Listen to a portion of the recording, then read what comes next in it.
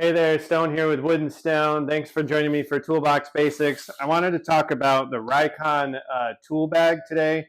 This has become, a toolbox that I use, but this is because I'm going to different job sites back and forth between the shop. This has become my carrying bag for a lot of different things that I use from more of a management standpoint, but it really help anybody that carries tools around on a normal basis. What I really like about this is there's tons of compartments in it, but it has a compartment right by your back for your laptop and a compartment where I usually keep a book and notepads to take notes on job sites. So I really appreciated that. You don't usually get that in tool bags in my experience. The other thing that I like is once you fill these up with tools, they're really heavy duty. So on the top, they have this heavy duty handle that's not going to crush around your hand as you get more weight in it, so it's more comfortable to carry. And if you've ever had some of the cheaper tool bags, they usually don't have that hard handle on there, so it flexes around your hand and pinches it.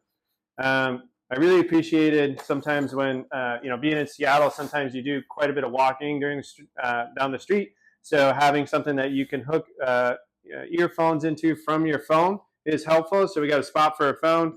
I got a business card in there. But they have this little earplug thing that you can run the cord in down to whatever is kicking out music for you. So that was really helpful. Tons of compartments in here, but we'll just leave that open. On the other side is basically the other thing, just a whole bunch more compartments for pencils and pens. And then we have a water holder, and then our water bottle holder rather.